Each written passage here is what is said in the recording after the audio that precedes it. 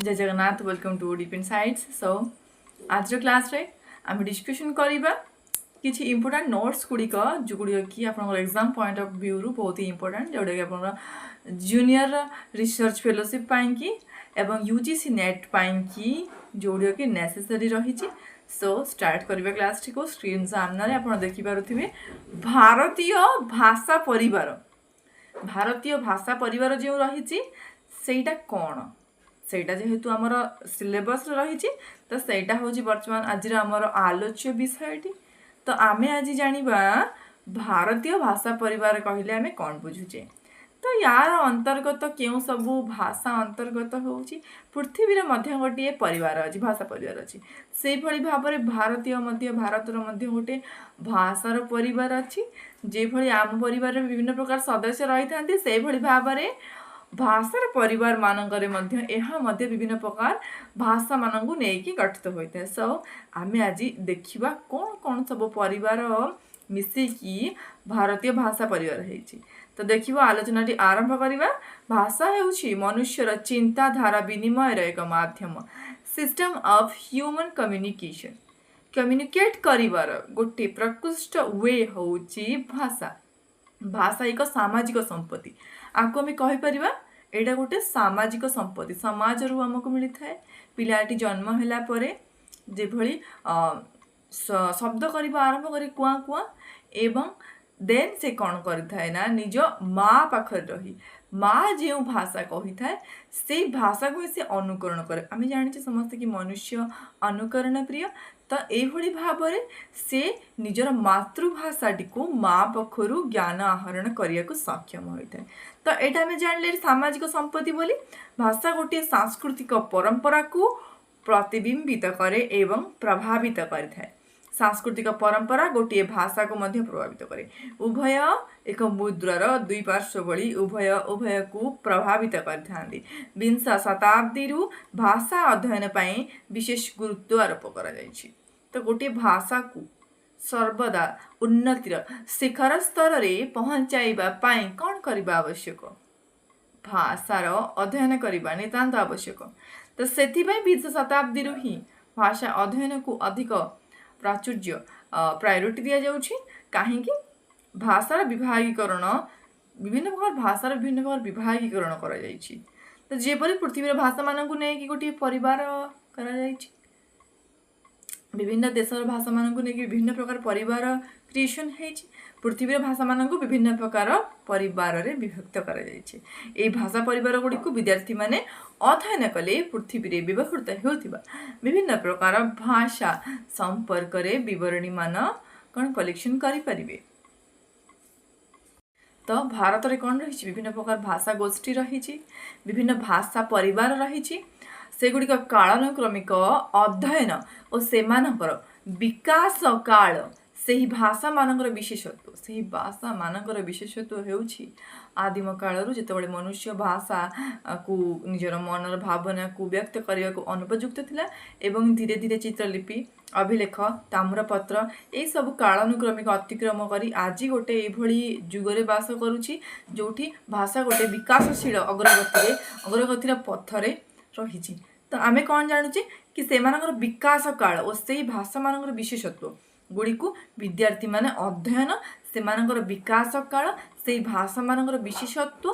गुड़ी को विद्यार्थी माने अध्ययन कले कौन करें पृथ्वी भाषा विषय रे जानी परिबे जोटा कि जानिबा तांकर एकांत वांछनीय। देखिए पृथ्वी भाषा मान को अध्ययन करा जाए से मानकु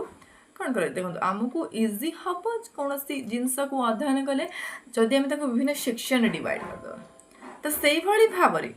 कौन करा जाइछि ना पृथ्वी भाषा मानक मध्य कि विभिन्न प्रकार सेक्शन रे डिवाइड करा जाइछि विभिन्न प्रकार भाग रे विभक्त करा जाइछि जोड़ा कि आमे इजीली आमे कौन रिमेम्बर करि परिबा मन रखिबा हमको इजी हबो।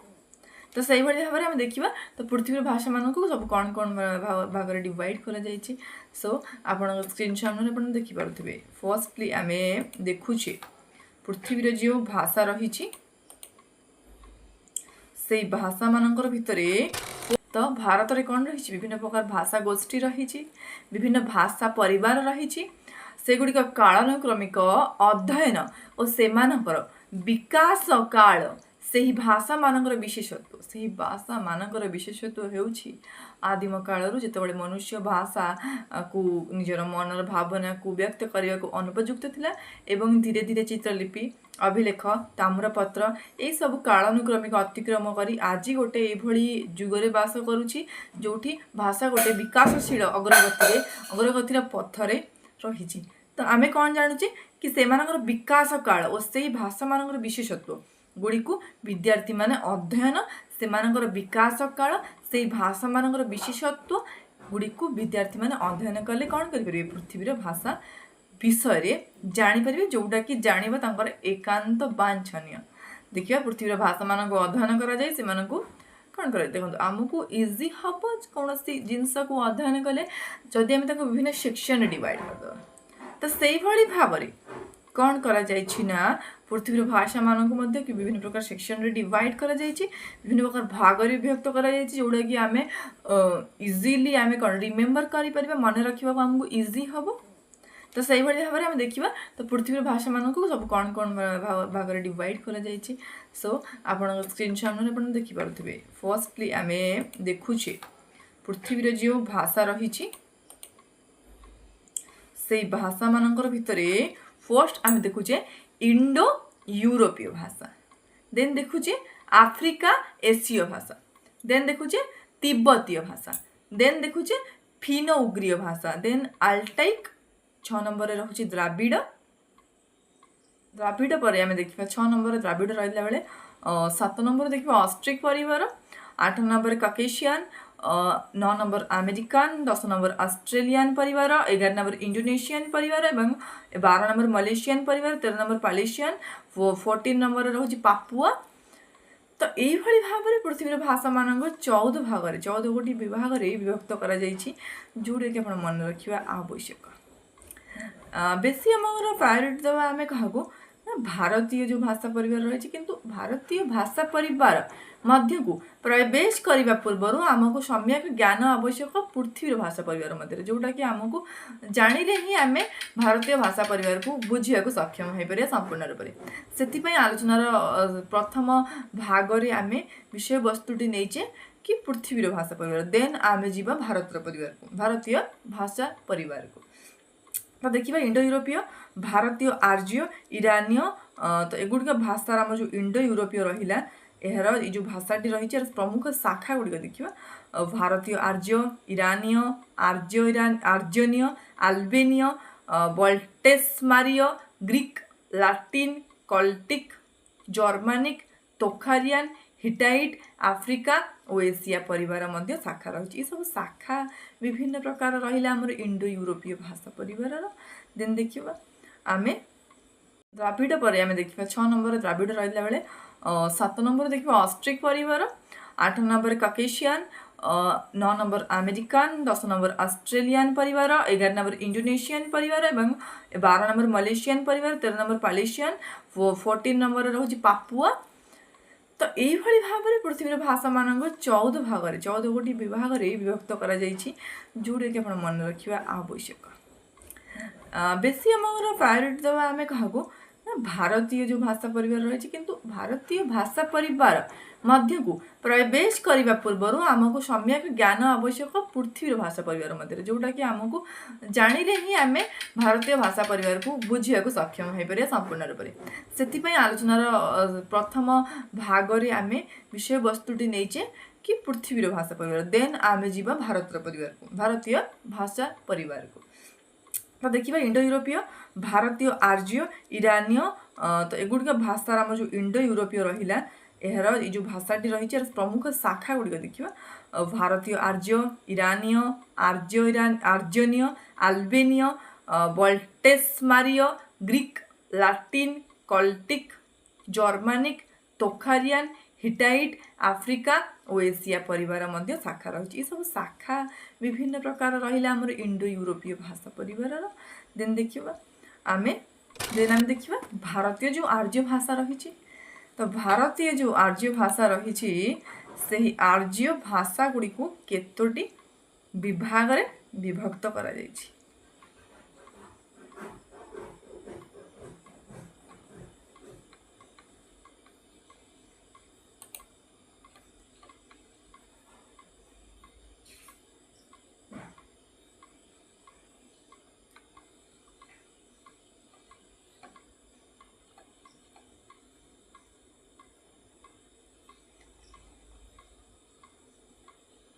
तो आम देखिले कि भारतीय आर्य भाषा को केते भाग व्यक्त कराई ना भारतीय आर्य भाषा को विकास क्रम दृष्टिकोण तीन गोटी विभाग व्यक्त कराई कौन तीन गोटी विभाग रही आमर प्राचीन भारतीय आर्य भाषा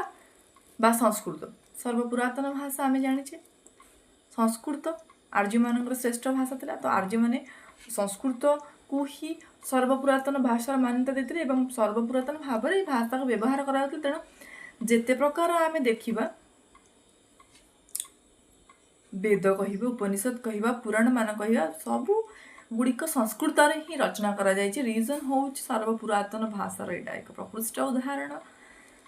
तो ये सब प्रमाण आमको मिलूँ कि संस्कृत भाषा हूँ सर्वपुरातन भाषा तो रहा कौन प्राचीन भारतीय आर्य भाषा संस्कृत भाषा जोटा कि ख्रीष्टपूर्व 2000 ख्रीष्टपूर्व 500 पर्यंत लोक मैंने व्यवहार करुले मध्य भारतीय आर्य भाषा प्रथम स्तर द्वितीय स्तर तृतीय स्तर प्रथम स्तर रोचे पाली जोटा कि ख्रीष्टपूर्व 500 ख्रीष्टपूर्व 200 पर्यंत द्वितीय स्तर रोचे प्राकृत प्राकृतटी रोचे ख्रीष्टपूर्व 200 ख्रीष्टपूर्व 500 पर्यंत एवं तृतीय स्तर रोचे अपभ्रंश स्तर अपभ्रंशटी रोचे ख्रीष्टपूर्व 500 ख्रीष्टपूर्व 1000 पर्यंत यही भाव में मध्य भारतीय आमर कह मध्य भारतीय आर्य भाषा को विभागीकरण करा देन देखा आम आधुनिक भारतीय आर्य भाषा आधुनिक भारतीय आर्य भाषा गुड़ केते भाग व्यक्त कराई तो उल्लेखযোग्य रही काश्मीरी कहवा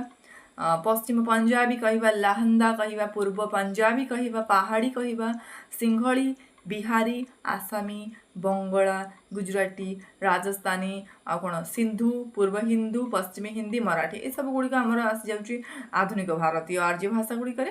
तो पृथ्वीर भाषा परिवार तो वर्तमान देखिए आम पृथ्वीर जो भाषा परिवार रही से भाषा परिवार गुड़िक प्रथम किए गवेषणा मान करते किभली भाव में यहाँ विभक्तिकरण करा जाइछि तो पृथ्वीर भाषा मान अध्ययन करे जापर जे जाकब गिम भाषा विज्ञानी रास्क एवं फ्रांज बब प्रभृति विशिष्ट भाषाविद माने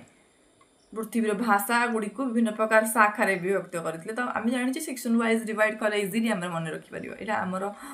पूर्व ज्ञान मुझे बोए भी कहूली तो देखो से माने से गवेषक मैंने जो मैंने कि या विभिन्न प्रकार ब्रांच डिवाइड करते जोटा कि आमको इजी हम जानापी बुझापी मन रखापी तो से किए थे जाकब गिम थे भाषा विज्ञानी रास थे और फ्रांज बब थे ये 3 जन थे जे कि कौन करते भाषाविद थे भाषा विभिन्न प्रकार गवेषणा मान करते तो से जे कि कौन करते ना पृथ्वीर भाषा मान विभिन्न भाव में विभक्त करते तो ये प्रकार विभाजन को पारिवारिक विभाजन कर यहाँ आप मन रखिए जो भाषा विज्ञानी रास थे फ्रांज बब थे जाकब गिम थे पृथ्वीर भाषा मान को एमाने जो प्रकार विभागीकरण स्वरूप देते आम कौन बोली कही ताकू आम कही कौन पारिवारिक विभागीकरण जेहेतु विश्व एक परिवार तो विश्वर भाषार गुड़िकर सब कौन पारिवारिक विभाजन देखा जाए है कि तो यहाँ उत्पत्तिमूलक विभागीकरण कह अन्य नाम हो उत्पत्तिमूलक विभागीकरण तो इज दैट क्लियर आग को बढ़िया पारिवारिक विभागीकरण अनुसार भाषा मान विभिन्न भाग में विभक्त कराई आम बर्तमान स्क्रीन पर देखा पारिवारिक विभागीकरण दृष्टि भाषा मान केते भाग में विभक्त कराई एवं कौन कौन रही